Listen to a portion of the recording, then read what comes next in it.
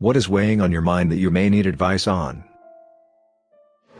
My girlfriend, 25 years old female, repeatedly insists that I do my proposal over and over. I'm running out of patience. I, 24 years old male, proposed to my girlfriend, 25 years old female, in late 2019 after 2 years together. Admittedly, now that I think back on it, it wasn't the most well thought out or planned proposal. It was mostly spontaneous and came as we were lying in bed together, so I didn't even have a ring at the time.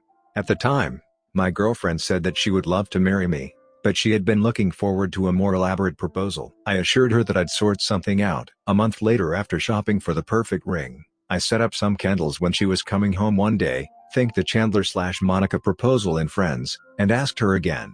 Well, my GF loved the ring, thankfully, and teared up with happiness. She said that she really appreciated my effort, but what she meant by elaborate was something original that she could tell our kids about one day. She mentioned the name of one of her friends whose boyfriend, we both know, proposed by making a huge video montage of their time together and putting it on a projector. I decided to start over, and in February I planned a 3-night trip away in our favorite city. This time I spared no expense and ordered all the extras: a 5-star hotel, a photographer, even an opera quartet. When I asked her to marry me, my GF said yes, and I thought all was well, except when we were alone again she gently told me that she didn't think now was the right time, and she was so worried about her future/the pandemic that a proposal now wouldn't be a good memory for her. Since then I've carried the ring around with me almost everywhere. At this point I've even tried to involve my GF in some of the proposal planning, asking where, when, and how she'd like us to get engaged and what would make her happy. However, all she has told me is that she doesn't know exactly what she's looking for, and I'll know when the right proposal comes. From my perspective, this is hugely frustrating, since in all other respects she's assured me she wants us to begin our lives together. Last week I thought I'd bite the bullet again, and after cooking her a homemade meal I asked her if she'd like to be my wife. She asked me if I was trying to propose, and I asked her what was wrong with that. Once more, she told me that she can't wait to marry me, but it still wasn't quite the proposal she needed. Honestly, at this point I'm frustrated. I realize that my girlfriend might come off as pushy or high maintenance in this post, but I love her very much, and in day-to-day life she's honestly the most understanding, chill person to be around. However, I don't understand why she's acting this way and what I'm supposed to do to satisfy her with the perfect proposal at this point. I'm confused and running out of patience. How do I deal with this? TLDR, I have proposed to my GF 4 times and she has told me that while she wants to marry me, she's looking for a different proposal. Advice? Would I be unreasonable if I didn't share my inheritance with my brother? Me, 26F, and my brother, 27 meters, grew up close. As kids do, we eventually grew apart into our teens. My brother wound up dropping out of HS and falling in with a bad crowd. I got a full ride to college. I don't begrudge my brother not going to college. College isn't for everyone, and sometimes education in general is not compatible. It's fine. I loved him dearly, still do. It's just that he's 27 and hasn't ever had a job. Any job, literally any job. He lives in an apartment paid for by our parents in a very expensive part of the city and does nothing but smoke pot and play video games all day. He knows my mom is too afraid of him being homeless to stop supporting him, and my dad just goes along with it. They've refinanced their house several times to support him, which meant they never supported me financially. Recently, my grandpa died. I was really close to him and the news hit me hard. I would go over once a week at least to clean his house for him. He was 95, go grocery shopping, run errands, hang out, etc. My brother was not welcome in my grandpa's house because he had in the past stolen things. Multiple times he stole valuables from Italy, where my grandpa was born. He stole a TV once. He stole my deceased grandma's jewelry, all to pay for weed. I was informed by the executor of my grandpa's estate that I inherited one of his houses and a decent amount of money from him. My brother inherited money as well, but far less. Think 100K versus 10K. I feel awful. Yeah, my brother can be a craphead, but I do love him. I'm sure he has some undiagnosed mental issues. Recently my mom came down hard, hinting and then flat out informing me that I was to share the ridiculous amount of money with my brother so that he can get on his feet and my mom could have a break supporting him. Thing is, I don't want to share. I know it's a lot of money in a house, but I don't want to enable my brother to continue his lifestyle. I don't feel like it's my job to worry about what my parents do, because it's their choice, but I don't want to help. My mom is mad, my brother is mad, my dad is mad, so now I wonder if I am off for not giving him a little bit more. So, would I be the unreasonable one? The couple I babysit for are asking me to record their daughter every time I give her a bath or diaper change. I, 16 years old male, Do babysitting work to make some extra money? This couple I'm babysitting for tonight have a 3-year-old daughter, and they have a rule that whenever I change her or give her a bath I have to record it on my phone and send it to them for safety reasons. They left before I could say anything, and I don't feel comfortable making a video of her like that. She hasn't had an accident or bathed yet, and I'm not sure if it's a good idea to make the video. What should I do? Update. I called them explaining that I wouldn't record their daughter and that if they had an issue with it then they need to come back immediately. About 1.5 hours later they come back pissed off at me saying that I wasn't getting paid for the several hours that I babysat. I told them not to bother asking me to work again and left. My 39 years old male wife, 38 years old female, won't let her son, 14 years old male, sleep. My wife has always been weird about sleep. She has always gotten angry at me if I fall asleep watching TV or want to sleep in longer than her. Even saying you are tired upsets her. She was like this before we married, and I've personally made peace with the weirdness. Many arguments over years. It's not a marriage deal breaker. When she was a child she was her mother's emotional surrogate. She slept in same bed as mom, and I am assuming she controlled her sleeping schedule tightly enough it's caused the issue. I mostly ignore the quirk and nap when I am gonna nap. Now after 17 years of marriage I am happy to ignore issue. But our son is now a teenager. And teenagers' sleep schedules are odd. I've previously shut down attempts for her to over-control him if she had her way over years. I am sure there would be an insane parents post about her. I offset it and push for his personal space, privacy, etc. But now she's getting concerned about his sleeping. She's waking him up as soon as she does and talking about banning electronics and other punishments unless he wakes up at normal times, etc. And I am just, this is normal. You can't punish a teenager for their sleep schedule changing. Edit. I have put a stop to this already now as it's obviously not right. I am looking for advice to convince her to stop beyond putting foot down. He is a well-behaved normal teenager. He has friends, he does the dishes. He plays Xbox, gets good grades, and as far as I know isn't yet a drug addict or joined a cult. He wakes up with his alarm and doesn't miss school. He just wants to sleep in on a weekend. Normal punishments used in-house are taking away an entertainment device for a set period based on what was done. For example, Means pushes his sister no Xbox for a week. Question: how do I have this conversation with her? Like an intervention. She hasn't crossed a line yet, but I am pretty sure sleep depriving a child can cross into child abuse. She's a wonderful mom aside from this, but she's just blinkered when it comes to other people's sleep not matching hers. TLDR, wife wants to control a teenager's sleep schedule. How do I convince her this is a bad idea / impossible / potentially child abuse? Am I the one who's wrong here and he should be under a tighter schedule? It's literally just later nights and mornings. Am I the unreasonable one for refusing to leave my 24M brother's 24M funeral after cursing out my aunt 55F? I'm not a good storyteller, so I'll try to keep this short and sweet. Last week, my family and I, 24M, put my twin brother to rest. He crashed his motorcycle, and the EMTs weren't able to arrive in time to save him. It's been a lot to deal with since we were making plans to hang out now that restaurants and bars have begun opening back up. The funeral was a pretty small family gathering. 2 of my brother's friends came and offered their sympathy, which was nice. Our mom was inconsolable. Dad did his best to comfort her. I stepped out for a minute to have a cigarette before the service, trying to decide what I wanted to say about my brother. My aunt, 55F, came out to say hi, then brought up how awful she feels for my parents, having to bury their own son. I nodded and started to say something, but then she was like, "Do you think it's really appropriate for you to be here?" I was so confused, like, who? That's my freaking brother. I didn't say that yet, just stared at her like she must be telling some weird joke. I settled for, "Are you kidding me?" Then she said, "With you two being identical twins, it must be like seeing a ghost. I really think you should leave. It might make this easier on your mom." I completely lost it. I tried to stay firm, but calm, saying she had no right to say something like that to me, but my emotions got the best of me and I started screaming. I called her some choice words, and my dad came out as I was calling her an evil bitch. I admit that may have been too much, and my dad yelled at me not to talk to his sister that way. He pulled her back inside and looked at me with this disappointed expression. I went back in before the service. My aunt sat far from me and didn't acknowledge me for the rest of the day. My parents didn't bring it up either. A few days later, my dad calls and says he wasn't sure what had happened, but there had been no need to cause a scene on a day like that. I explained myself, but he's not replied. My cousins think I'm a douchebag. Am I the unreasonable one? TLDR, my aunt told me I shouldn't be at my twin brother's funeral because it would make my parents uncomfortable. I called her an evil bitch.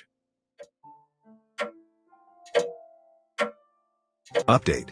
Thank you to everyone who offered their sympathy. I didn't expect this to blow up so quickly. I am trying to get back to as many people as possible. I want to say that I finally heard back from my dad yesterday. He is technologically illiterate, so mom had to show him my message that he never opened. He called me and we talked for a while, then he confessed something really bizarre to me in defense of my aunt. When she was my age, she had been pregnant with twins, and she was really excited about them. She had little matching hats and booties ready and everything even before her second trimester.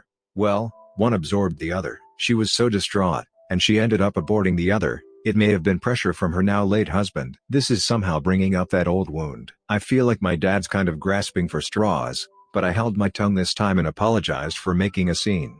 I'm going to talk to my aunt soon, too. Thanks everyone. Am I the unreasonable one for causing my son to lose his only friend? Our 13-year-old son has a disability from birth. He uses crutches to walk and has a speech impediment. Other than that, he's very bright and kind. He is even studying everything a grade ahead than what he's supposed to. He's been homeschooled for the last 2 years because of how severe the bullying got. And it kills me to say it, but he's never had an actual friend other than his younger sister. We've tried so hard to facilitate friendships, but it's never clicked. 7 months ago, we got new neighbors. My son and their son were the same age and they started hanging out.